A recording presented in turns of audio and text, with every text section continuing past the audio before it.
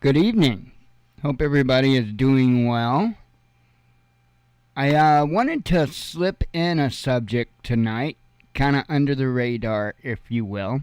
I've got a few things to say about it, but at the same time, I didn't want to seem to be like just one of the other 5 million people out there covering it, because I've got quite a bit of a different take on it than they do. But again, my interest is not instilling fear into you. My interest is in informing you, and you can take that from there. So, there's been a lot of talk lately about this werewolf prepper thing. And I chuckle at it, and for good reason. Okay, first layer that we got to peel off the top. The keyboard commandos, which is going to probably make up about 80% of those claiming to be werewolf preppers. Okay? That's number one. Number two, you have to understand psychology just a little bit. Chances are high they don't have a quick reaction force set up so that the balloon goes up and they're going to hit your place within 15 minutes. I mean, can we already see where it gets a little stupid pretty quick? So I'm just saying, chances are high that there's going to be a little bit of time pass before they decide to hit you, and chances are high that at some point during that time before they decide to take a little trip to your pad, that they're going to experience some negative things.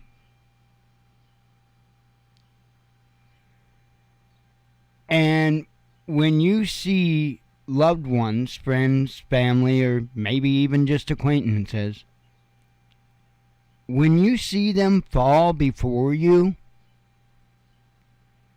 you will instantly lose a lot of that excitedness for violence.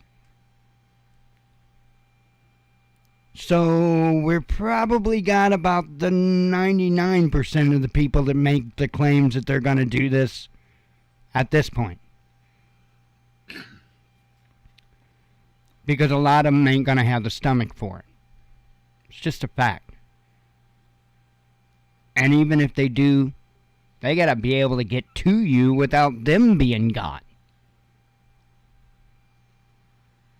I'm not saying in any way, shape, or form that there won't be a such thing.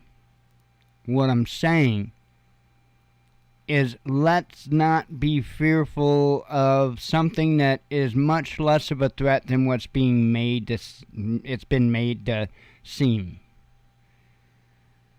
And don't worry, I have references, by the way, because I know a lot of people, oh no, because this person said, and that person said, and this person. I know.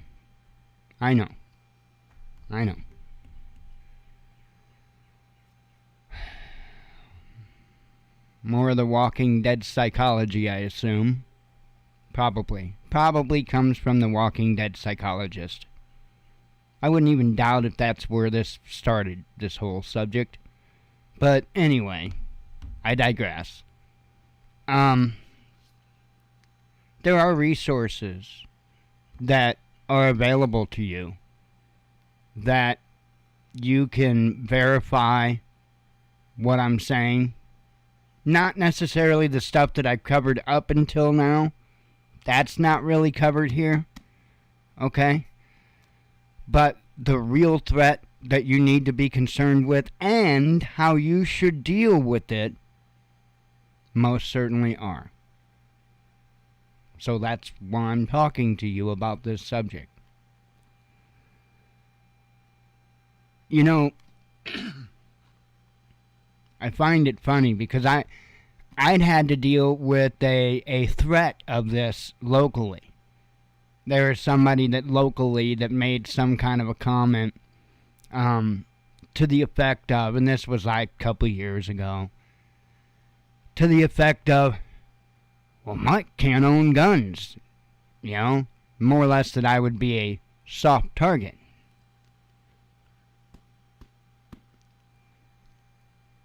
Some people are the biggest fucking idiots on this planet. And I would tell him, and this is how I would handle this. Exactly how this is how I lead. I don't sit there and say one thing and do another. I lead. And I'll say the same thing now that I said then. If that's what you think the wise choice is, just make sure that your fat ass is front and center so that everybody that you brought with you can make a conscious decision whether or not they want to continue to engage after they see what happens to you.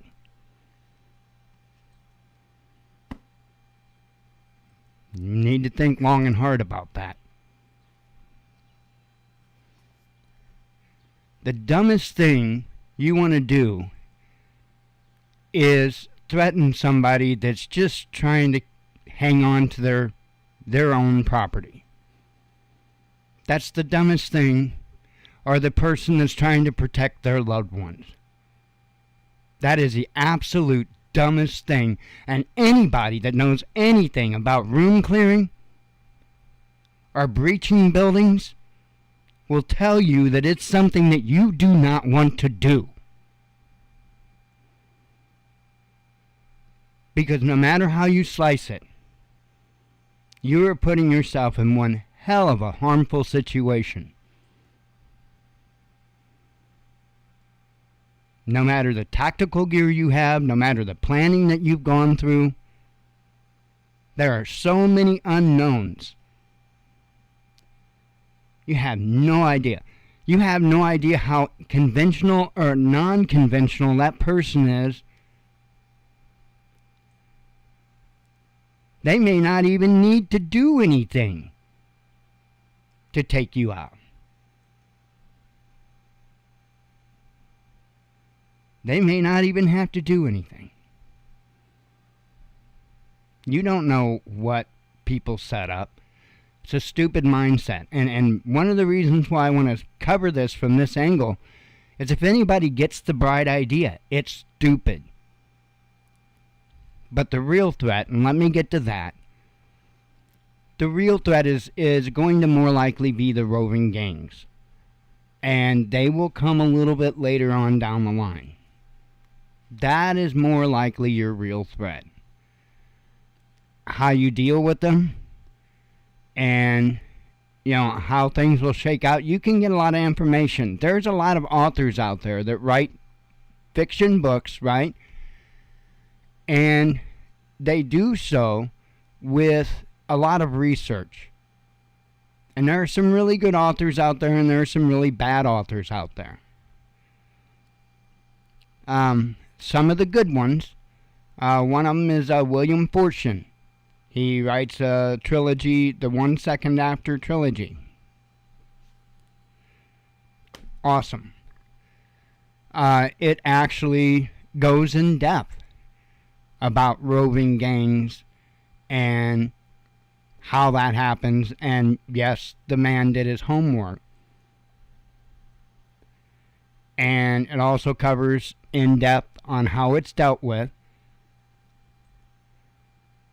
And I'll tell you what, just that was the first book of the genre, if you will, that I read, was 1 Second After. And I mean, it's a hell of a journey. It really is.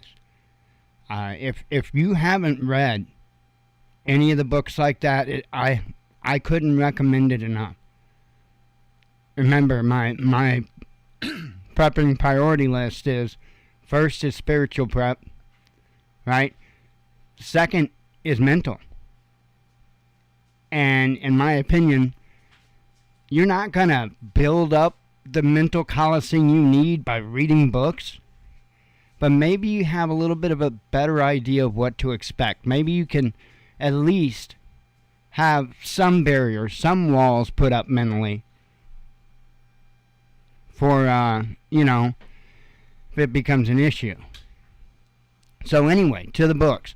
The ones after I'd already said, 1 Second After trilogy by William Portion, the Borrowed World series by Franklin Horton.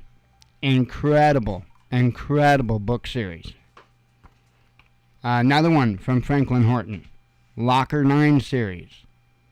And these books cover things like that. Again, they're just books, they're entertainment, okay? However, there is a lot of research that went into these books, and another one I don't have the physical copy of any of them is the Going Home series by Angry American. So, and again, you have to understand there is a lot of fantasy in these books, okay, because it's for entertainment, they're novels. But there's a hell of a lot of information that you can get out of them, and there's a hell of a lot of lessons that they can teach. And I highly recommend it. Roving gangs is something that is heavily covered. Yeah, you're going to have people that go around trying to take stuff that isn't theirs. The majority of it isn't going to be targeted for a particular person because they think this or that or the other thing. Just not. And I would say that the only ones that should be concerned as to something like that would be the real, the people that's really got a lot of stuff. I'll tell you what, people would be disappointed knocking me off to get what we have, because we don't have what people think. So, I mean, go right ahead, but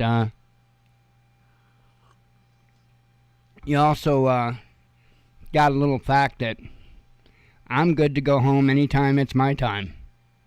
So, I'm good. So, I highly recommend the books. I really do think that that's a good way to get you mentally prepared, at least mentally aware of what to expect. And again, the remedies are in here. And I'll let you read it. But, yeah, they got the fix for it. And many books. I've read many more series than I just talked to you about. To be honest, I can't remember the names of them all, and I can't remember which ones are which, because there are several of them that I read. But there are several series that have pretty much the same answers for the same problems across the board. So I highly urge you to check them out. Anywho, I have quite a few tabs open tonight. Quite a few. There's a fair amount that has went on today. And then I've got kind of some oddball stuff too. Stories for you. So quite a few tabs, more than usual. So let me go ahead and jump on into that. There we go. NATO to increase rapid response forces sevenfold, says Stoltenberg. I'm telling you, this is definitely an indicator. I have a feeling that this is probably going to happen real quick, along with a few other things. Anyway, this here says NATO will drastically boost the number of its rapid response combat forces, Secretary General Jens Stoltenberg said on Monday. We will transform the NATO response force and increase the number of our high readiness forces to well over 300,000, Stoltenberg told reporters ahead of the bloc summit in Madrid, Spain, later this week. The NATO response force currently has around 40,000 personnel. Stoltenberg said the Allies will strengthen their air defenses and increase stockpiles of military supplies. NATO leaders will kick off a 3-day summit on Tuesday and focus on the collective response to the Russia-Ukraine conflict. I expect it will make it clear that allies consider Russia as the most significant and direct threat to our security, Stoltenberg said. Many NATO member states imposed sweeping sanctions on Moscow and have supplied Kiev with heavy weapons, including missile systems, combat drones, and armored vehicles. Russian President Vladimir Putin cited NATO's eastward expansion and efforts to gain a military foothold in Ukraine as reasons for launching the military campaign in late February. So, hang on.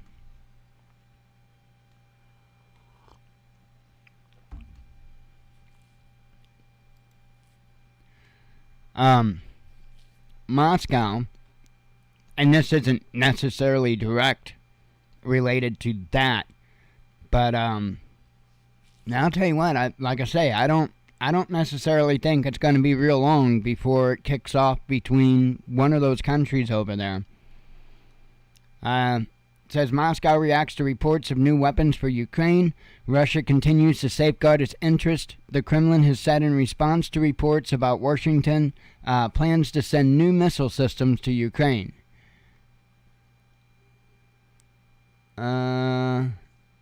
Let's see. Carlene had said, try authors. Sorry, it's hard for me to. That's kind of far away from me to read. Try authors. Bobby Akart. I've heard that name. I've heard the name. Joel C. Rosenberg and Thomas Watson's Forgotten Forbidden America. Okay, I will do that. Thank you. Hang on. Let me. One second.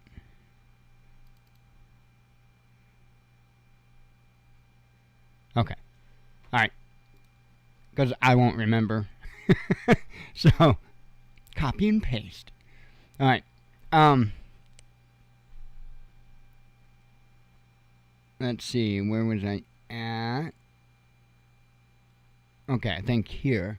Yeah, I'll have to check those out. Thank you very much. I kind of out of books, so I'm waiting on Angry American to hurry up with 12 because he left 11 with kind of a cliffhanger. So waiting on this book 12 to come out. And did I see something about possibly September on that or something? I may have, but don't quote me on that. But anyway, good books, good stuff. I think I was here. Peskov's statement came after several news agencies reported that U.S. was purchasing a medium to long-range surface-to-air missile system for Ukraine. The Associated Press said the system in question is the Norwegian-developed NASAMS, one of the weapons Ukrainian President Vladimir Zelensky has requested in the past. The U.S. and other NATO countries have been increasingly supplying Kiev with heavy weapons to help it fight Russian troops. The recent deliveries include U.S.-made M142 HIMARS multiple rocket launchers and M777 howitzers. Let's see. Peskov said this month that flooding Ukraine with foreign weapons will not change the course of the conflict and will only lead to more suffering and destruction in Ukraine. So, and I agree. I actually feel sorry for Ukraine, and I don't know if I have, I think I do have it up. I do have it up. I'll actually do this story now, because this is like the perfect segue. So, Ukrainian cops now are now going into the nightclubs and stuff, and I guess finding draft dodgers and yeah, removing them from the nightclub. So anyway, it says here, police in the Ukrainian capital of Kiev have raided hundreds of nightclubs, handing out fines for curfew violations and drug possession, and summoning in 219 men for mandatory military service. Around 420 establishments were targeted in raids over the weekend.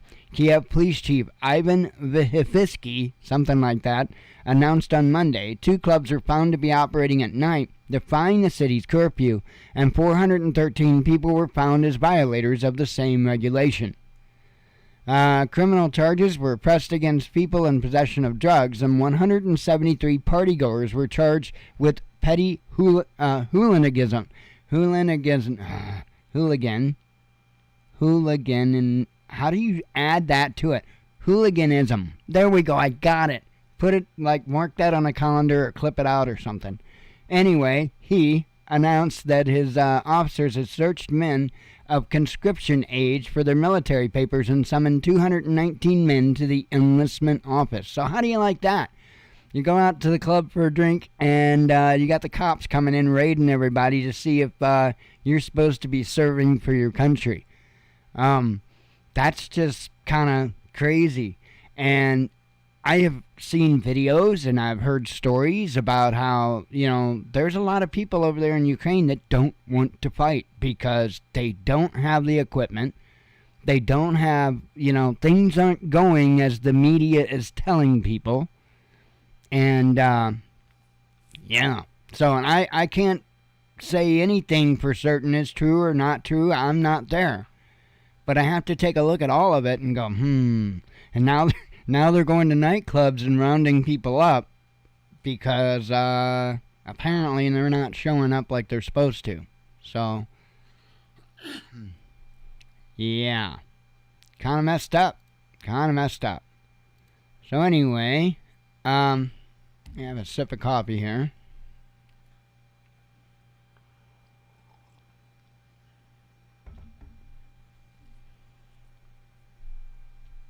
European country warns of general energy collapse. Interruptions to Russian gas supplies and a mass switch to electricity would lead to a general energy collapse in Europe. The Prime Minister of Montenegro, Dritan Abazovic, something like that, claimed on Monday. Speaking to Parliament, Abazovic recalled recent remarks by German Vice Chancellor Robert Habeck, who, amid looming energy difficulties over the winter period, advised his compatriots to spend less time in the shower and prepare warm clothes. In Abrazovic's, and I'm sure I'm saying that wrong, opinion, if someone from his government came up with such advice, he would be ridiculed. Montenegrin ministers are now focused on preventing a crisis like this, he said, but not everything depends on them.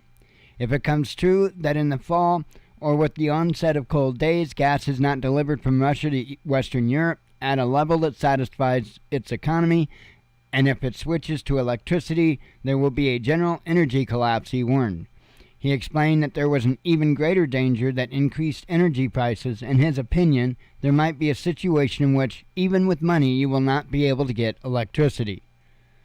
So, in other words, he's saying no matter what, you could be SOL.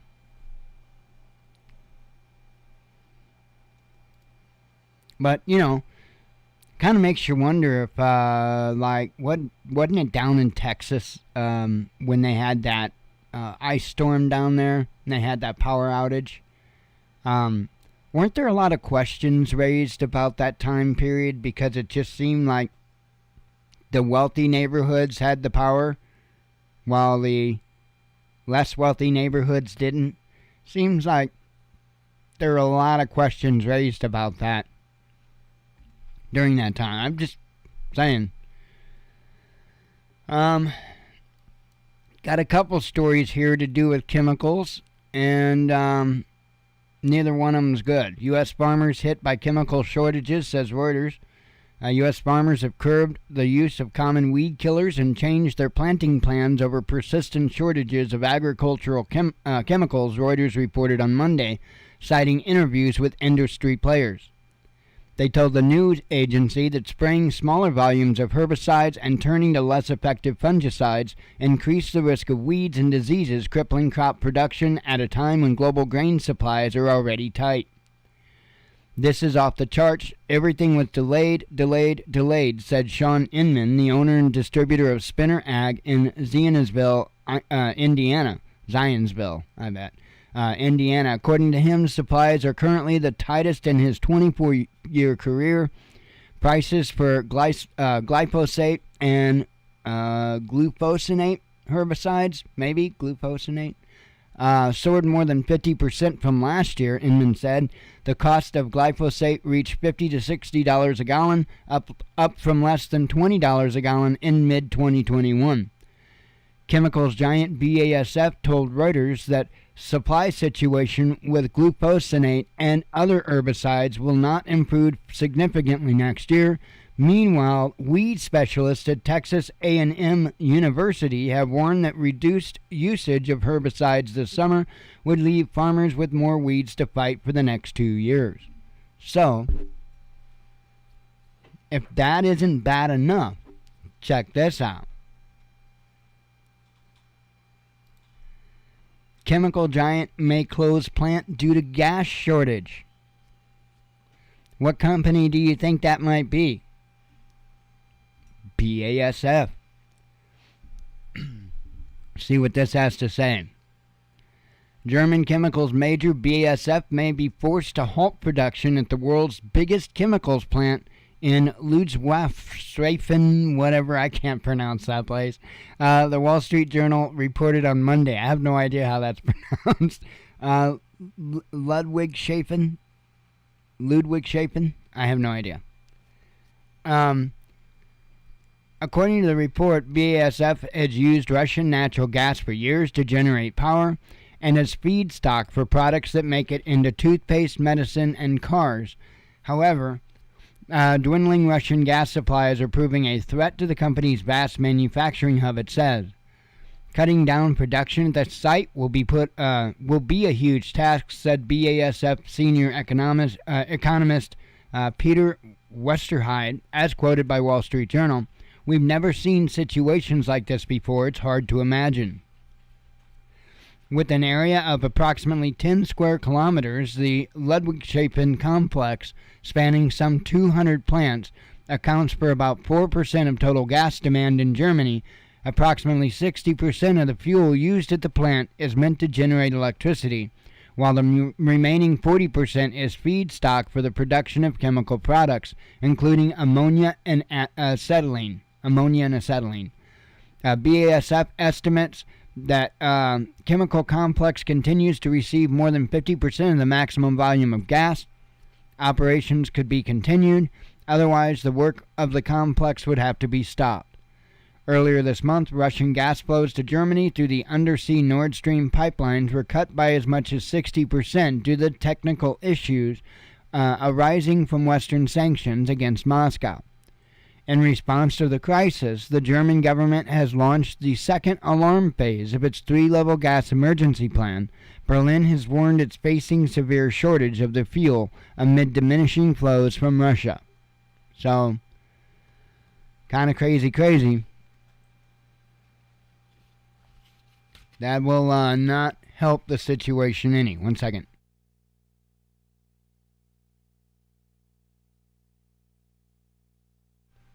Yeah, that certainly will not help what's all going on.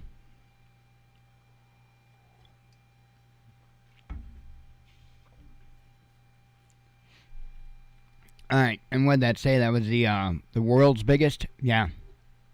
Unbelievable. The world's biggest. Which means everybody is going to feel the impact of that. A chlorine gas explosion kills at least 10 and injures hundreds. I had shared this out from a different source. It might have been AP or something before I shared it out from RT. This just is insane. I'm gonna play the video. It is crazy. I'll put it up full screen. I think you guys will be able to see it. Okay, so there's hang on. I'm looking for it. I don't see it anywhere. There's a tank that here it is. Right here. Watch that area there.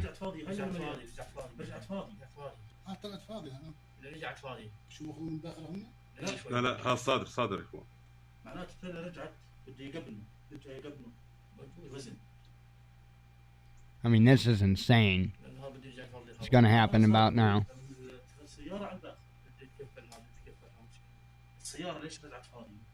That is insane. And it turns out that was chlorine gas. That is insane. So anyway, it says a chlorine gas explosion killed at least 10 people and injured 250. I said that was in the headline. Sorry, the original headline I shared out the first article, they didn't know what it was yet. So that's why I said that like that. Let's see. Chlorine gas explosion killed at least 10 people and injured 250 at Port of, and I don't know if that's Aqaba, Jordan on Monday. Video footage captured the moment a gas tank fell from a crane and exploded, releasing a dense cloud of toxic fumes. The chief of the city's health department, Jamal Obadiat, announced the casualty figures on state television, cautioning these numbers could rise, describing the situation as critical. Obadiat told residents of the port city to remain indoors and close their windows, the National reported. Footage of the incident broadcast on Jordanian TV shows a crane loading a cylindrical tank onto a ship. The tank falls from the crane, exploding as it hits the vessel and releasing a cloud of lurid yellow gas. So, it says port workers can be seen fleeing from the site, and photos shot in the aftermath of the incident shows the ruptured tank lying on the dock beside the ship. Officials say that the tanker contained 25 tons of chlorine destined for export in gaseous form. Chlorine is a highly reactive, and its distinctive yellow vapors can cause vomiting and respiratory damage when inhaled.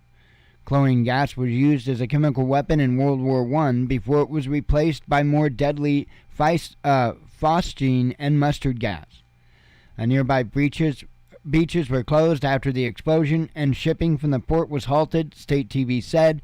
Jordanian Information Minister Faisal al-Shaboul said that the government sent a field hospital and medical equipment to Aqaba. So, it sets along Jordan's border with Israel, with the frontier dividing it from the Israeli city of Eilat. The port where the explosion took place is located around 10 kilometers south of the Twin Cities on the east bank bay of Aqaba. So, crazy. Crazy, crazy.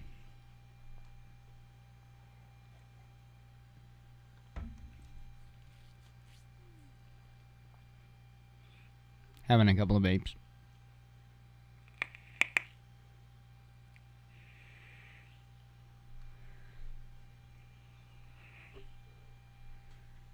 New York Supreme Court, the headline, Court and U.S. rules on letting non-citizens vote. So apparently the courts once again held true to the true values of this country.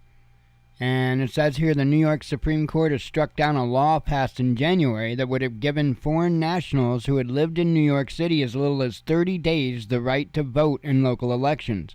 In its decision on Monday, the court declared the law, which had been signed by incoming Mayor Eric Adams just days after his inauguration, illegal, null, and void because it is clear that voting is a right granted to citizens of the United States. The court's decision granted a permanent injunction invalidating the law in response to a lawsuit filed by the New York State Republican Party. City council members from both parties, Staten Island Borough President Vito Fossella, and several naturalized American citizens. Set to take effect in January 2023, the law would have allowed over 800,000 non-citizens to vote in city elections. Immigrant advocates argued that because some of them paid taxes, they should have a say in their representation. However, voting by non-citizens is legally prohibited by the state constitution, and opponents of the bill noted it would massively influence local elections, which are often decided on the basis of a few thousand votes. 1 in 9 of New York City's 7 million adult residents are legally documented voting-age non-citizens, potentially representing a truly massive slice of the electorate. The decision comes less than a month before the Board of Elections was due to reveal its plan for a functional voter registration system for non-citizens that would have set them up with a city-wide voting ID without letting them also cast ballots in the state and national elections. Liberties even the city voting bill has not allowed so far. So,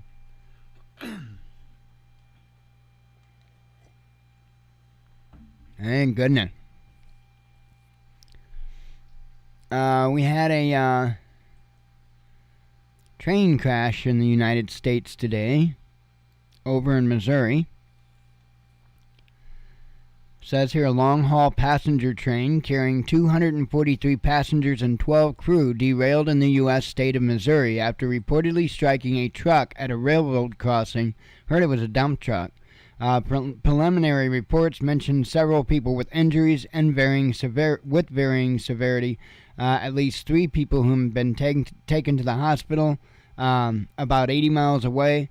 There were no confirmations of fatalities. Now, since this...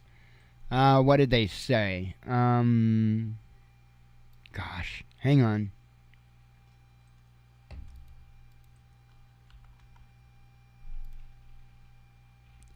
Three. Oops. So 3. Let's see. Let me get to where it talks.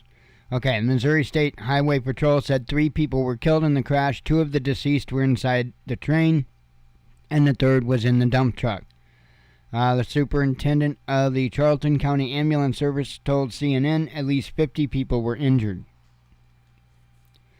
A total of 207 passengers and crew members are on board. Videos posted to social media show the train on its side. Some of those who were on the train when it derailed were taken to a high school near Minden. According to a social media post, photos show medical professionals and law enforcement tending to people inside the school's gym. Multiple law enforcement agencies were called to the scene. Medical helicopters from several providers and ambulances from neighboring counties responded. Troopers said each agency transported multiple victims to area hospitals. Missouri's Department of Natural Resources told News 4 they have park rangers assisting other public safety authorities at the scene of the crash. They also have environmental emergency response staff deploying to the scene to assist if needed. There have not been any reports of environmental hazards thus far. Officials from Amtrak are heading to the scene. The National Transportation Safety Board has been advised. So, and it was a passenger train, so, as far as I know, really the only concern would be the fuel on the train. So, on the engine itself. And it's, I don't know the chances of that spilling. I have no idea. But, thankfully it's not, a bunch of tankers or something like that. But, of course, heart goes out to all those that both killed and injured. That's just insane. Dump truck. So, I have no idea. I don't know if the driver of the dump truck wasn't paying attention. I have no clue how that happened. I have another sip of coffee.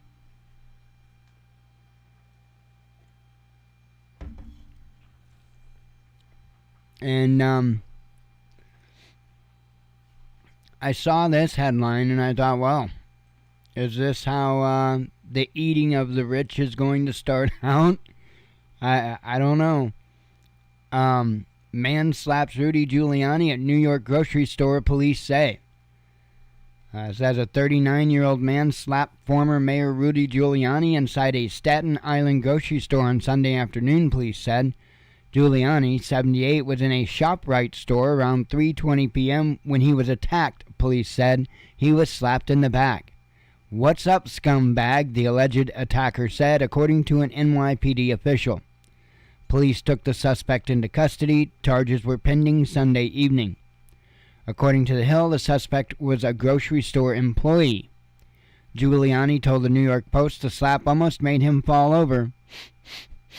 Surveillance video obtained by the news outlet shows the suspect approach Giuliani and a small crowd of people around him. The man slaps Giuliani on the back and continues walking. A person standing next to Giuliani rubs his back as the alleged assailant appears to continue speaking to the former mayor. A group of people who were assembled around Giuliani helped separate the two, the video shows. WABC reports Giuliani turned down medical attention. His son, gubernatorial candidate Andrew Giuliani, tweeted, "Make New York safe again," several hours after the attack. So, yeah. Hang on. Ah, it's playing now. Okay, so here's Giuliani, right? And the cat, I can't remember if he comes from behind. Yeah, right there. Yeah, that's it. Let me back it up. Watch this. I mean, I'm absolutely just stunned that he would have refused any type of medical treatment with that. I mean, wow. I'm surprised he didn't go flying into the shelf with that. Now you know why I kind of acted like I did when I mentioned about the slap and about the comment of what was it? Giuliani told the New York Post the slap almost made him fall over. Yeah, that's yeah. Okay. Anyway, in other news, better not mess with people's mail. Holy cow, what is wrong with people? Subway worker killed, another injured over too much mail, store owner says. Crazy. Coming out of Atlanta, Georgia, I believe. One Subway worker is dead and another is in the hospital following an apparent argument over mayonnaise. Police responded to a report of shooting inside Subway restaurant in downtown Atlanta around 7:15 p.m. Sunday. Atlanta police said they now have a suspect in custody after receiving a community tip. Police said the suspect is a 36-year-old man, but they did not release his name because it's still an ongoing investigation. The owner of the restaurant, Willie Glenn, told WGCL a customer allegedly got upset over the amount of mayonnaise that was put on his sandwich, that when things escalated and the two employees were shot by the customer. Glenn said both shooting victims were sisters and are committed Subway employees, which that's really sad. According to the police, the victim who was shot and killed was a 26-year-old woman, and her sister, who was also shot, is 24 years old and made it to the hospital in critical condition. Glenn said the 24-year-old woman who survived also had her 5-year-old son with her inside the Subway when the suspect started shooting from outside the store. "I don't know what the world is coming to these days with our youth. Everyone seems to be so hot-headed," Glenn said. Glenn said the store manager, who was armed with a gun of his own, also attempted to stop the shooter. "My manager was able to exchange gunfire with him, but of course he didn't hit him, and it ended up as a wild shootout in the parking lot," he said. Glenn said the gun violence in Atlanta is getting out of control. "There is just a whole lot of shooting and killing going on, and this is just ridiculous, and my heart right now is just with my employees," he said. So, again, just senseless stuff. Absolutely nuts. Anyway.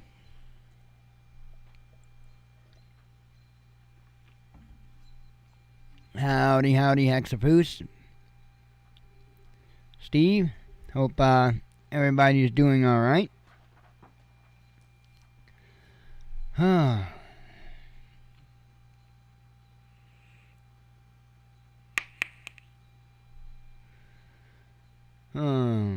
Just tired. I'm already ready for bed.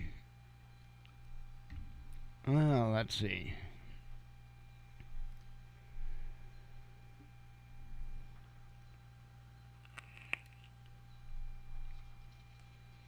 Thought there was something. Can't remember. I thought there was something I was going to bring up, and now I can't remember. I need to, like, do something smart, like take notes or something. You know? Alright. Let's do some headlines and boogie on out. Western media celebrates Russian default. Okay. Don't they actually have to default? Because really, because kind of really they haven't. So, there is that. Climate protesters paralyze Sydney. U.S. has purchased advanced weapons for Ukraine, says the media. UAE offers to mediate POW exchange between Russia and Ukraine, says a RIA source. Not a diarrhea source, just a RIA source. Probably RIA Novosti, I'm thinking. G7 to counter China's Belt and Road. Yeah, you gotta do it with a chain and ollie? I don't know. Germany puts brake on G7 Russian gold ban. Refugees to be kicked out of homes en masse in EU states, says media. Well, that ain't very nice. German broadcaster questions G7 summit's worth. Asian country offers to ensure global food security. Sri Lanka has barely enough fuel to last one day, says media. Ukraine pulls plug on nuclear cooperation with Russia. EU Commission chief explains stance on call for G20 boycott. Let's see. Russia strikes Kiev rocket plant. Let's see. Berlin says only one way for Russian oil price cap to work. Biden threatens fresh blow to Russia trade. A U.S. robot dog being sent to Ukraine, says media.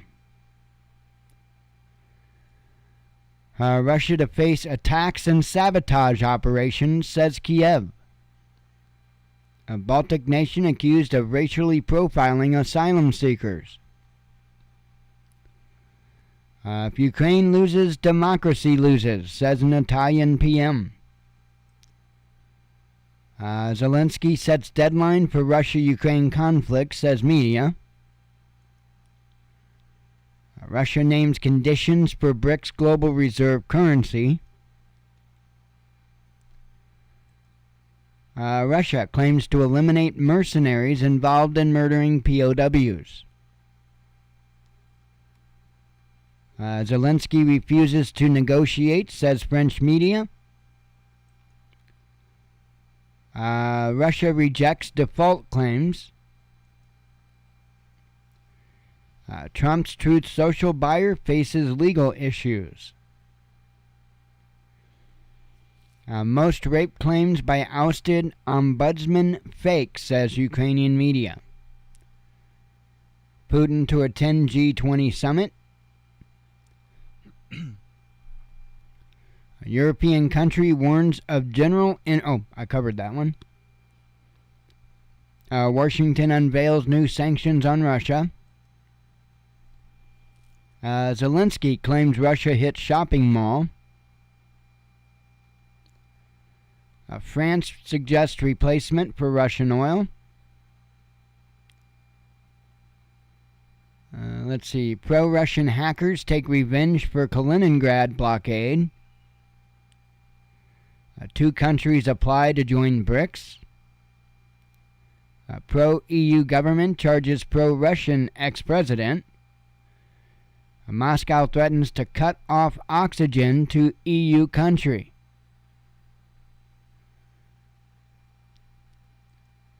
Let's see. Oh, yeah, this is, Joe Biden paid his son's bill for prostitutes, says the media. My dad never paid for me prostitutes. Must have been pretty neglected, I guess. Officers reveal problems with U.S. Army recruiting. Hey, in today's society, I mean, my father's passed now, but if he wasn't passed, if my dad was still alive, could I sue him? Could I litigate because he didn't pay for my prostitutes? I mean, probably get away with that in today's society with today's courts. Let's see. Officers reveal problems with U.S. Army recruiting. Yeah, nobody's dumb enough to sign up. No, I'm kidding. Calm down. Send all the hate mail to I really don't give a damn at google.com. Train crashes in the cover that like a couple of times. Let's see. That is it. That's the headlines. That is the headlines. Huh.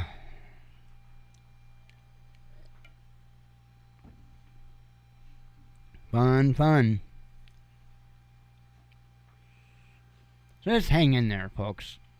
Ain't nobody gonna be able to tell you exactly every single detail about how things are gonna go down. For any one of us, no less every one of us. Just take it day by day. And remember that prepper priority list. Spiritual preparedness. Because there will be things you come across that you're going to need to be able to reach for something much bigger than you. Then you need mental preparedness directly after spiritual preparedness, because if you can't keep your head in the game, if you can't keep your head straight, you've already lost. A fact. After mental preparedness, you want intellectual preparedness. Know how to do the things. And then, lastly, as your physical preparedness, and I'm not talking about physical fitness, I'm talking about all your doodads, gadgets, and all of that stuff. Because the more you know, the more intellectual preparedness you have, the less of those gadgets you're going to need. And you're also going to need to know how to repair those gadgets when they break. You're not going to be able to do that without the intellectual preparedness. It is what it is. And the Father's in control. When He says it's my time, it's my time. If it's not my time, well, may He give me whatever it is that I need to be triumphant.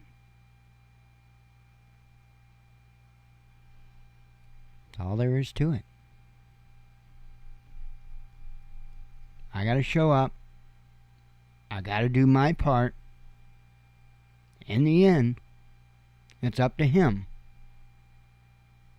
And I'm good with that. I am absolutely good with that.